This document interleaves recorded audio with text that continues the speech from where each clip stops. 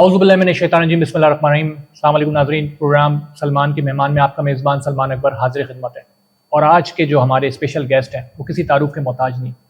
بات کی جائے کہ پاکستان کی آئین کی تو 73 کے آئین کے جو خالق کی حیثیت سے انہیں جانا جاتا ہے اور پاکستان کی سیاسی کیریئر میں اس وقت سب سے سینئر سیاستدان کی حیثیت سے ان کو دیکھا جاتا ہے، اور انہوں نے ہر دور ہر موڑ پاکستان میں پاکستان کو ٹوٹتے ہوئے، پاکستان کو بنتے ہوئے، پاکستان کو ہر لحاظ سے انہوں نے دیکھا، اور ہر سیاسی موڑ پر انہوں نے ان کی جب پاکستان کو خدمت کی درکار پیش آئی اور انہوں نے خدمت دی۔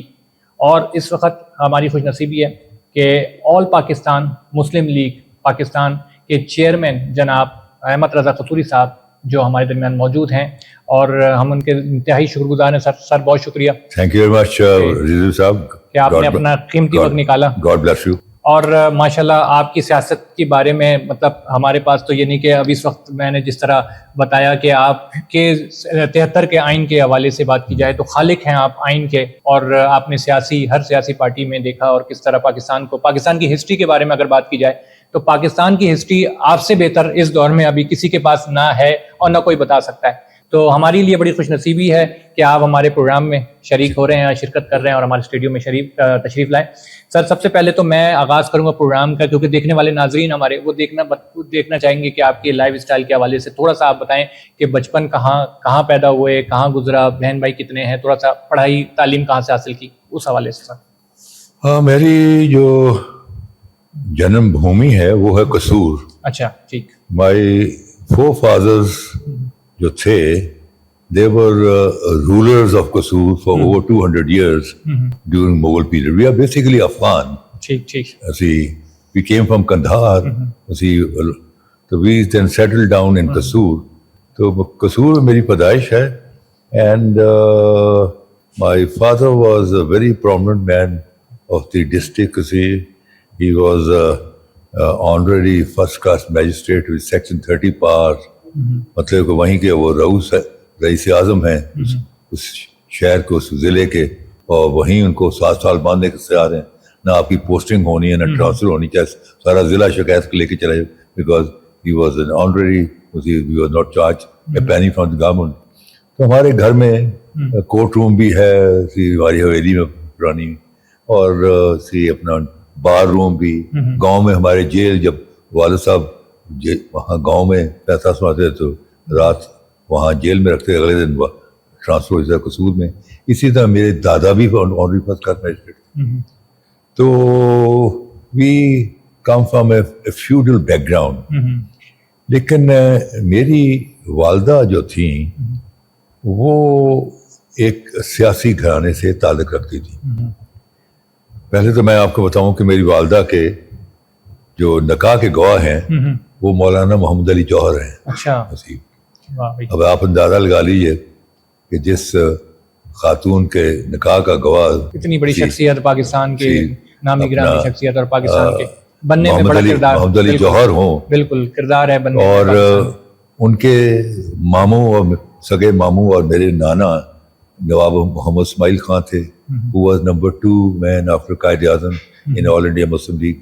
Quaid Azam was the president of All India Muslim League، اور میرے نانا جو تھے he was the president of All India Muslim League Action Committee. In that position he was number 2. He was senior to نوابزادہ Liaquat Ali Khan. اگر وہ پاکستان آ جاتے تو he would have been the first prime minister of Pakistan. لیکن آل انڈیا مسلم لیگ کا ایک resolution تھا کہ جو قیادت ہندوستان میں رہ جائے گی وہ ہندوستان کے مسلمانوں کو لک آفٹر کرے گی۔ تو جب پاکستان بن گیا تو مسلم لیگ نے بہت دفعہ ریکویسٹ بھیجی نواب صاحب کو کہ نواب صاحب please come over to Pakistan. تو انہوں نے کہا بھائی میں I am a signatory of that resolution, میں نے سائن کیے ہوئے اس قرارداد پر، جہاں تو لوگ بیان دے کے بھول جاتے ہیں، میں نے سائن کیے ہوئے ہیں کہ بھائی جو قیادت ہندوستان میں رہ جائے گی وہ ہندوستان کے مسلمانوں کی لک آفٹر کرے گی۔ تو اینڈ ابو آل جو ہندوستان کے مسلمانوں جنہوں نے مجھے ساری عمر سینٹرل اسمبلی آف انڈیا کا مجھے رکن چنا، اب ان کے مشکل وقت میں ان کو چھوڑ کے میں آ جاؤں تو that will be very unfair. So he didn't come. He sent all his 3 sons to Pakistan, and ان کا ریکارڈ ہے میرے ماموں کا کہ تینوں بھائی تینوں CSP دو old ICS Indian civil service and تیسرا بھائی 1950 کا CSP from Pakistan and they all ended up their career as a federal secretary. دو بھائی فورن سروس میں بھی آئے ہیں, دو بھائی سول سروس میں آئے ہیں, دو بھائی پولیس میں بھی آئے ہیں, دو بھائی جرنیل بھی بنے ہیں, لیکن تین بھائی تینوں ہی ایک سروس میں. دیٹس اے ریکارڈ جو ابھی تک ٹوٹا نہیں ہے. ماشاءاللہ آپ کا ددیال بھی اور ننیال بھی ماشاءاللہ ادبی اور علمی گھرانہ جو ہے ماشاءاللہ. تو میرے والدہ کے جو تھے پڑنانا جی وہ تھے نواب مصطفیٰ خان شیفتہ, جن کے بارے میں غالب نے کہا ہے کہ میں نے پبلکلی شعر ہی نہیں پڑھا جب تک استاد شیفتہ سے اس کی اصلاح نہیں کرا. کیا بات ہے. تو اگر غالب اردو کا باپ ہے تو نواب شیفتہ تو پھر اردو کا دادا ہوا. بڑی بات ہے کہ وہ استاد مانتے ہیں اپنا, غالب جو ہے استاد مانتے ہیں, بہت بڑی بات ہے یہ تو. بالکل. اور ان کے جو بیٹے تھے نواب اسحاق خان اور میرے اپنے نواب اسماعیل خان کے والد, ان کا نام تھا Nawab Ishaq Khan, and he was the first vice chancellor of Aligarh university. اور علی گڑھ میں دو ہی ہال ہیں, ایک سر سید صاحب کے نام پر ہے, ایک میری والدہ کے نانا کے نام پر ہے اسحاق ہال. تو پھر ابھی حال ہی میں جمیل الدین علی کا نام سنا ہوگا آپ. جی بالکل بالکل. جمیل الدین علی میرے سگے خالو, ان کی اہلیہ میری سگی خالہ, میرے چھوٹے بھائی کا سسر بھی اور میری والدہ کے کزن بھی, اور یہ سارے جیوے پاکستان, مصطفی ہے وطن کے سجیلے جوانوں. Then he was a senator, he was the first vice chancellor of Urdu University, he was a banker, he was so many things. ماشاءاللہ بڑا سیاسی اور گھرانہ ادبی بڑا مکس ماشاءاللہ, ددیال اور ننیال اور اس کے علاوہ پورا آپ کا گھرانہ ہے. اچھا آپ کا جو کیریئر اسٹارٹ ہوا, علمی کیریئر اسٹارٹ ہوا, اس کے بعد سے آپ نے پھر سیاست میں قدم رکھا. تو سیاست میں کیونکہ والد صاحب بھی آپ کے سیاست میں رہے, اور پورا جس طرح آپ کا گھرانہ, جس طرح میں نے کہا کہ ددیال میں بھی آپ کا, ننیال سائڈ میں بھی, وہ پورا سیاسی اور مذہبی گھرانہ رہا. تو کیا مطلب ایک ہوتا ہے کہ خاندان سے چلتا ہوا رہا ہے تو اس میں پھر قدم رکھنا ہوتا ہے, کہ کیا شوق تھا سیاست میں آنے کا؟ دیکھیں بات یہ ہے کہ جہاں تک میرے والد کا تعلق تھا, he was not a politician, he was an administrator. He would hold the court. تو وہ اپنا کوئی الیکشن میں بلیو نہیں کرتے تھے, کیونکہ ان کی لائف مور آف بیوروکریٹ تھی. لیکن میری ماں کیونکہ ایک سیاسی گھرانے میں پلی بڑی, تو ان کو بڑا شوق تھا کہ میرا ایک بیٹا پبلک لائف میں آئے. ٹھیک. باقی میرے بھائی سارے سول سروس وغیرہ میں, آرمی میں سارے. تو میں اپنی ماں کی خواہش کے مطابق I decided to come into the public life, because that was her wish and will کہ بھائی میرا ایک بیٹا پبلک, کیونکہ انہوں نے دیکھا اپنے ماموں کو, نواب اسماعیل خان کو, ان کے گھر میں 200 خواتین کام کری, جھنڈے بن رہے ہیں, قائد اعظم آ رہے ہیں, آل انڈیا مسلم لیگ کے اجلاس ان کے گھر میں, ان کے گھر کا نام تھا Mustafa castle, and that was the largest house in the subcontinent. اس کے 40 بیڈ روم سے. اچھا. It was largest house in the subcontinent. اس کی تصویریں جو ہیں وہ پوسٹ کارڈ پر دلی میں بکتی تھیں, اور اس کے کئی بیڈ روم تھے وہ ایئر مارکڈ. مثلاً قائد اعظم کا بیڈ روم ہے, جب قائد اعظم آئیں گے جب ہی کھلے گا. نظام آف حیدرآباد کا بیڈ روم ہے, جب نظام آف حیدرآباد آئیں گے جب ہی کھلے گا. نواب بھوپال کا ہے, تو اس زمانے میں 5 اسٹار ہوٹل تو ہوتے نہیں تھے, تو نواب راجے ایک دوسرے کے گھروں میں آ کے ٹھہرتے تھے. So it was a 40 bedroom house, جس کے اندر billiard room and dining room and what not. اچھا سر, یہ جو ہم سنتے ہیں کہ 73 کے آئین جو ہے وہ آپ کے گھر میں بنا ہے, کیا اس کی کیا حقیقت ہے, اور کیا یہ اس کا جو خالق بھی کہا جاتا ہے؟ گھر میں تو خیر نہیں بنا, بنا تو اسمبلی میں. مطلب یہ نہیں کہ وہ ڈیسائیڈ جو ہوا وہ بیٹھ کر ڈیسائیڈ ہو رہا تھا کہ کیا کیا. یہ جو 1973 کا جو آئین ہے, I was at that time the youngest member of the Constituent Assembly of Pakistan. Pakistan کی آئین ساز اسمبلی کا سب سے چھوٹی عمر کا میں ممبر تھا. And because of my legal background, I played a very major role in the preparation of Pakistan Constitution. So اب میں واحد رہ گیا ہوں لائیو, باقی سب اللہ کو پیارے ہو گئے, جنہوں نے پاکستان کو آئین دیا اور اس کو ایک بے آئین ریاست کو ایک آئین کے تحت چلنا نصیب ہوا. اچھا، جس طرح بات کی جاتی ہے کہ آپ نے پیپلز پارٹی میں آپ جب بنی تھی، وہ بھی آپ کے مطلب کہ آپ لوگ جو ہے اس کے سمجھے کی طرف فاؤنڈر ممبر تھے، تو پیپلز پارٹی میں آپ بھٹو صاحب کے ساتھ ساتھ ایسے تھے کہ جیسے کہا جاتا تھا کہ بھٹو صاحب کا رائٹ ہینڈ جسے کہتے ہیں، تو بھٹو صاحب کے ساتھ جو ٹائم گزرا اور وہ رائٹ ہینڈ نے پاکستان کی تاریخ میں اور پوری دنیا کی تاریخ میں ایک ایسا کام کیا کہ جو واقعہ ہوا، وہ جو آپ کے والد صاحب کا قتل ہوا، وہ بھی ہم پوچھیں گے آپ سے اس کس طرح ہوا، کیا ہوا، کہ وہ ایک ایسا کہ ایکٹیو پرائم منسٹر کے خلاف FIR کٹوا کر اور ان کو پھانسی کے تخت پر پہنچا دیا. یعنی کہ یہ ایک ہسٹری میں اگر دیکھا جائے تو پاکستان کی یا پوری دنیا کی ہسٹری میں ایک ایسا کوئی نہ ملے گا کہ جو ایکٹیو پرائم منسٹر کے خلاف ایک عام انسان اٹھتا ہے اور وہ FIR درج کرتا ہے، اور اس کے بعد سے وہ FIR درج ہونے کے بعد وہی جو ہے FIR وہ پھانسی کے تخت پر پہنچا دیتا ہے ایک ایکٹیو پرائم منسٹر کو.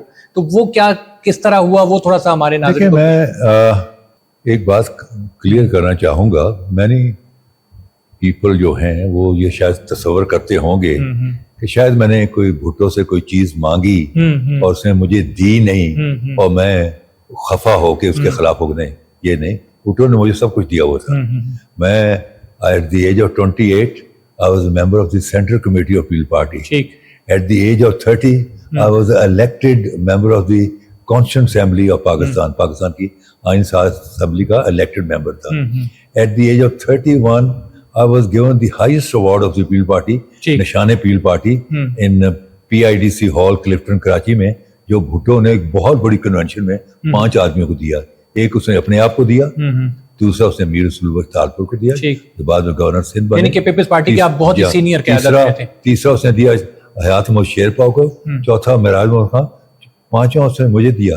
اس نے نہ کسی مسوا کھر کو دیا, نہ کسی مراج خالر کو دیا, نہ کسی ڈاکٹر مبشر کو دیا, نہ کسی ممتاز بھٹو کو دیا, نہ کسی پیرزادہ کو دیا. He gave it to me. That means I had everything. اور میں I was very widely known in the People Party as چھوٹا بھٹو. And میں جس پر کوئی انگلی لگا دیتا تھا وہ پیپل پارٹی میں کوئی چیز بن جاتا تھا. اور یہ زرداری کا جو باپ تھا حاکم علی, یہ میرا ورکر تھا. میں جب اپنا کراچی سیکرٹریٹ سے جب میں 70 کلفٹن کے لیے روانہ ہوتا تھا تو وہ میرے پاس آ جاتا تھا کہ قصوری صاحب جب آپ چیئرمین صاحب کے ساتھ کھانا کھا رہے ہوں گے تو ذرا کہہ دیجیے کہ حاکم علی جو ہے نواب شاہ میں بڑا کام کر, میں کہہ دوں گا سیدھی. تو I was the only member of the Peoples Party جس کو بھٹو اپنے گھر میں ٹھہراتا تھا. بھٹو کسی کو گھر میں نہیں ٹھہراتا تھا. جی بالکل, جس طرح لوگ جانتے بھی ہیں کہ فیملی میں بھی وہ انوالومنٹ جتنی ہوتی تھی وہ آپ سے کانٹیکٹ کرتے تھے, آپ سے رابطہ کرتے تھے, یا اگر کسی کو گھر میں بھی کوئی بھی کام ہوتا سب سے پہلے آپ سے رابطہ کرتے تھے. تو I was very close to him. اب چیز یہ ہے کہ then why this confrontation, why this differences? Now this is very بالکل اتنی قریبی مطلب تعلقات اور اس کے بعد سے وہ ایک طرح سے دشمنی میں بن گئی. Very vital question. اس کا ریزن یہ ہے کہ آپ کو یاد ہوگا کہ بھٹو نے 28 فروری 1971 کو لاہور میں اقبال پارک لاہور میں تقریر کرتے ہوئے اسی مقام پہ جہاں کا 1940 کا ریزولوشن پاس ہوا تھا, بھٹو نے کہا کہ جو جائے گا ڈھاکے وہ پارٹی سے الگ, ہم سے الگ, میں اس کی ٹانگیں توڑ دوں گا. بالکل ایسا ہی. اور جو جائے گا ڈھاکے وہ یک طرفہ ٹکٹ پہ جا کے نہیں بچ کے نہیں آئے گا. تو میں واحد آدمی تھا جو اپنے ضمیر کی آواز پہ ڈھاکا گیا اور میں اس کو مل کے گیا. آئی میٹ ہم. میں نے کہا کہ سر یہ آپ نے جو بیان دیا ہے, کیونکہ لوگوں کو یہ تاثر ہے رائٹلی یا رانگلی کہ I am very close to him, they ask me کہ تمہارا پارٹی لیڈر کیوں نہیں جا رہا, آپ کو تو قوم نے الیکٹ کیا کہ go on our behalf and deliberate and give us a constitution, یہ کیوں نہیں جا رہا. تو میں کہ جی میں ان کو سمجھانے کی کوشش کرتا ہوں, لیکن جب میں ان کے ساتھ آئی کانٹیکٹ کرتا ہوں تو مجھے ان کی آنکھوں میں اشکال نظر آتا کہ وہ سن تو رہے ہیں عذرائے کرم, لیکن میرے لاجک سے, میرے آرگومنٹ سے they are not in agreement. تو میں آج آیا ہوں تو مجھے ذرا تھوڑا سا سمجھا دیں تاکہ میں جب سمجھ جاؤں گا تو پھر then I will pass it on your thinking to low people. کیونکہ میں بڑا ورٹیکل موو کرتا ہوں. میں اگر کسی دن ہائی کورٹ ڈسٹرکٹ بار میں بیٹھا ہوں, اگلے دن ہائی کورٹ بار میں, کافی ہاؤس لاہور جم خانہ, تو I move all around, and people ask me کہ بھائی why are you not attending the session of the assembly. تو بھٹو کہنے لگا کہ mister Kasuri you doubt my leadership. میں نے کہا جی آپ کدھر چل پڑے. what do you mean? Certainly I believe in your leadership. میں تو صرف آپ سے ایجوکیشن لینے آیا ہوں, مجھے سمجھا دیے, اور شاید میں آپ کے الٹیمیٹ لاجک تک نہ سمجھ سکوں, کیونکہ ستاروں سے آگے جہاں اور بھی ہیں, جہاں تک مجھے سمجھ آتی رہے گی میں آپ کو سنتا رہوں گا, اینڈ میں اس کو اپنے اندر سموتا رہوں گا, لیکن جہاں مجھے سمجھ آنی بند ہو میں خود ہی کہہ دوں گا بس کیجیے. ٹھیک ہے. تو کہتا ہے کہ مسٹر قصوری, اپنا آگے ٹیبل تھی, politics nothing but power, power, power, 3 دفعہ سے مکے مارے. میں نے کہا سر میں تو آپ سے سیکھنے آیا تھا. بڑے غصے میں تھے اس وقت. میں تو آپ سے سیکھنے میں آیا تھا, لیکن میں روانہ ہو رہا ہوں بڑا ڈس اپوائنٹڈ ہو کر اور بڑا کنفیوز ہو کے. اور میں یہ بھی بتا دوں کہ میں نے فیصلہ کر لیا کہ میں اسمبلی کا سیشن اٹینڈ کروں گا, کیونکہ قوم نے ہمیں بائیک آؤٹ کے لیے نہیں چنا, قوم نے چنا ہے ہمیں to go on our behalf and deliberate and give us a constitution. تو میں جا رہا ہوں. تو میں چل آن 3rd مارچ جب کو سیشن کال اپ ہوا 3rd مارچ 1971 کو ڈھاکہ میں, تو I was in Dhaka on 3rd March 1971 and I registered my presence with the history of the country. تو اگر وہ سیشن ہو جاتا تو آج ہنستا بسا پاکستان ایک ہوتا. وہ سیشن نہیں ہوا تو پھر تاریخ ہے, آدھا پاکستان ٹوٹ گیا, فوجیں ہار گئیں اور ہزار بے گناہ لوگ مارے. تو سر یہ جس طرح 71 کی جنگ ہوئی اور پاکستان جس طرح ٹوٹا, بڑا ہی افسوس ہم آج بھی کبھی بھی بھول نہیں سکتے. تو اس میں یہ پاکستان ٹوٹنے میں کیا آپ سمجھتے ہیں بھٹو صاحب کا بھی کردار تھا؟ بالکل تھا. بھٹو صاحب کا کردار اس میں تھا موجود؟ بالکل تھا. یعنی کہ پاکستان ٹوٹنے میں, کیونکہ اس زمانے میں الیکشن میں سیٹ انہوں نے کم لی تھی اور مجیب الرحمان صاحب نے سیٹ جو ہے زیادہ کی. ہے کہ under the LFO legal frame order کے تحت جو یحییٰ خان نے بنایا, there were total 300 seats national assembly کی. 169 according to the population was given to East Pakistan and 131 to West Pakistan. Out of 169 شیخ مجیب الرحمان 167, وہ 2 ہی سیٹیں ہارا, ایک نور الامین صاحب کی جو قائد اعظم کے ساتھی تھے, اور دوسرا راجہ تیرے دیو رائے جو کہ چکماک ٹرائب کا سردار تھا. یہ 2 سیٹیں ہارا, باقی تو سب ڈپولڈ. اور whereas out of 131 we got, People Party got 82 seat. اب کہاں 82 اور کہاں 167, اور 82 والا بندہ امبیشیس ہوا کہ پاور مجھے میرے ساتھ پاور شیئر کرو. So the position is Bhutto was unfortunately a power hungry, اور اس نے اقتدار کی لیلا حاصل کرنے کے لیے اس نے پاکستان کو داؤ پہ لگا دی. یعنی اقتدار کی وجہ سے ملک کو توڑ دیا, ملک کی فکر نہیں کی, اور اگر وہ شیخ مجیب الرحمان جو کہ I was the only man from West Pakistan who was publicly saying in the media کہ if you believe in democracy then democracy is a government of 51 or 49 and Sheikh Mujib Rahman is not 51, he is about 67. Sir, see, and we are not 49, we are about 32. So how come that we have become so ambitious? So let us go. آپ کو جو mandate دیا پاکستان کے لوگوں نے وہ دیا as a leader of the opposition. Prime minister وہ ہے, تو اگر اس کو ہینڈ اوور پار کر دیتے تو آج پاکستان ایک ہوتا. تو سر آپ اس کو غدار سمجھتے ہیں کہ بھٹو کی غداری تھی کہ ملک کو توڑ دیا اپنی سیٹ بچانے کے لیے, اپنی تخت بچانے کے لیے, کیا سمجھتے ہیں؟ مطلب کہ ہی از ریسپانسبل فار, ہاں, یعنی کہ غداری میں اگر دیکھا جائے تو ملک کو توڑنا غداری ہے, جس طرح ہم نے دیکھا کہ الطاف غداری کا لفظ نہیں یوز کا, بٹ ہی از ریسپانسبل. مطلب اس سے بڑی کیا بات ہوگی کہ ملک ٹوٹ جائے. مطلب اگر آج تو ہم دیکھتے ہیں کہ ایک شہر سے دوسرے شہر میں دیکھ رہے ہوتے ہیں کہ جس طرح بلوچستان میں ہم دیکھ رہے ہیں جو غداری چل رہی ہے بلوچستان میں, اس کو بھی تو یہ تو ملک کی توڑنے کی بات ہے, اس سے بڑی غداری کیا ہوگی؟ تو یہ اچھا, اس کے علاوہ جب آپ کے والد صاحب کے قتل میں انوالومنٹ ہوئی اور آپ وہ پاکستان کے پوری دنیا کے واحد شخص تھے جنہوں نے ایکٹیو پرائم منسٹر پہ, یعنی کہ آپ نے FIR کٹوائی اور ان کو پھانسی کے تخت پہ جو ہے پہنچا دیا, تو بہت سے لوگ یہ کہتے ہیں کہ ان کو جو پاکستان ٹوٹا, جو ایسٹ پاکستان ہوا, یہ بنگلہ دیش ہوا, اس پہ پھانسی دینی چاہیے تھی. بہت سے لوگ کی یہ بھی رائے ہے, لیکن پھانسی آپ کے جو والد صاحب کے قتل کیس میں.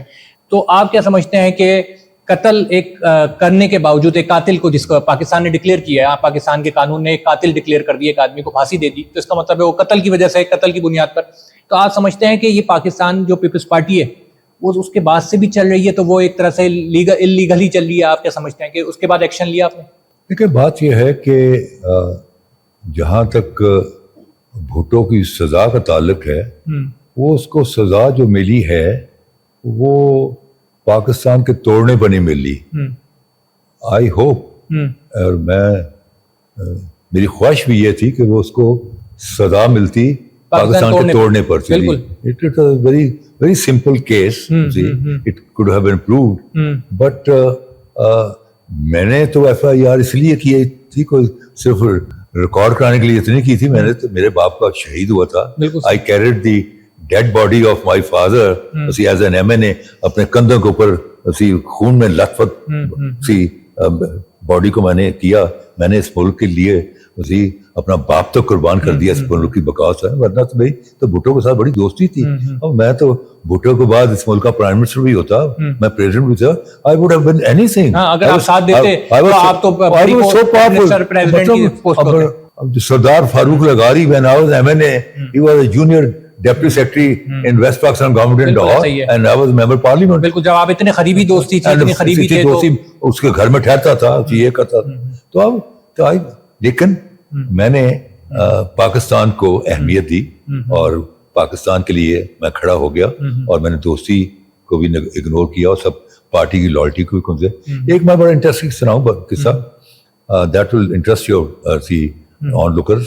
وہ یہ ہے کہ بھٹو کو میں پارٹی بننے سے پہلے قصور لے گیا. ٹھیک, یہ وہ زمانہ ہے کہ ایوب خان کا بڑا اورا تھا اور بڑا اس کا ڈر و خوف, کوئی ہمت نہیں کرتا تھا بھٹو کو انوائٹ کرنے کے لیے. سو آئی انوائٹڈ ہم ٹو مائی ہوم ٹاؤن قصور. آئی ٹوک ہم. وہاں میں لے گیا تو میں ان کو لے گیا حضرت بابا بلے شاہ کے مزار پر, اور وہاں ان کی میں نے دستار بندی کروائی اور ان کو دشالہ وغیرہ پہنایا. اب ہم وہاں سے واپس آ رہے ہیں 12-14 گاڑیوں میں, کیونکہ میرے گھر پر ایک سٹیزن ریسیپشن تھی ان کے آنر میں. تو میں نے بھٹو سے پوچھا کہ میں کہا mister Bhutto, have you got any idea of the saint where I took you? He said mister Kasuri I know very little about him. میں کہا he was a great revolutionary poet of Punjab. یہ وہ شخص ہے جس نے کہ اسٹیٹس کو کے خلاف بات کی, اس نے ملائیت کے خلاف بات کی, اس نے جاگیرداروں اور نوابوں کے خلاف بات. یہ تو بہت بڑا آدمی تھا پنجاب کا. تو میں کہ اس نے ایک آج سے 300 سال پہلے ایک نعرہ دیا تھا کہ مانگو بندیا اللہ کولوں جلی گلی کلی. تو بھٹو میں کہنے لگا کہ mister Kasuri what's meant by جلی گلی کلی؟